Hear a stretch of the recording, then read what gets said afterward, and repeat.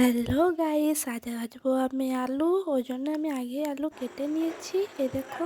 আর আমার শ্বশুরমশাই পেঁয়াজগুলো কেটে দিচ্ছে, কারণ আমি পেঁয়াজ কাটলেই চোখের থেকে জল পড়ে।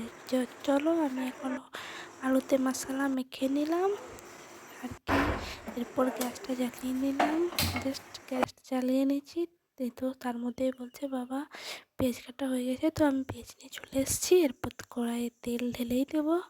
তো দেখতেই পাচ্ছ কড়াইয়ে তেল ঢেলে দিয়েছি, তো গ্যাসটাও কমিয়ে নিলাম। এরপর আমি আলুগুলো ভেজে নিলাম, জাস্ট কড়াইয়ে দিলাম। তোর মধ্যে এমনভাবে নাড়াচ্ছি যে কড়াই উল্টে ফেলে দেবো। আসলে আমি পড়তে বসছিলাম, তো তার মধ্যে শাশুড়িমা রুটি এলো, বললো পায়েল আমি রুটি ডাল সব করে দিয়েছি, আমার তো কীর্তনে যাওয়ার সময় হয়ে গেছে, তো তুমি একটু আলু ভাজাটা ভেজে নাও। তো ওই তাড়াহুড়োতেই আমি আলু ভাজতে লাগিয়ে দিয়েছি, তার সাথে গুনগুনভাবে গান করতে করতে নাচ করতেও লাগিয়ে দিয়েছি।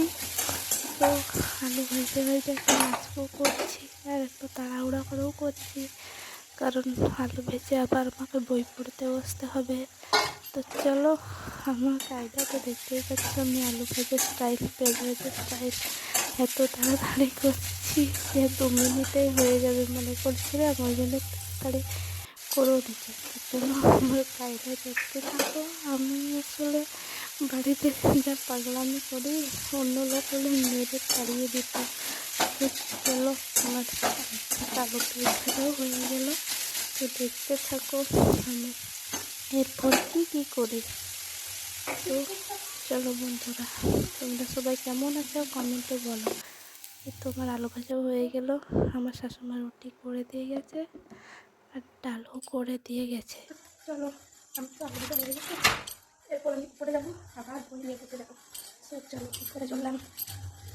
চলো, আমি আমার রুমে এসে গেছি, আর আমার বই খাতা এখানে ইন্তজার করছে আমার জন্য।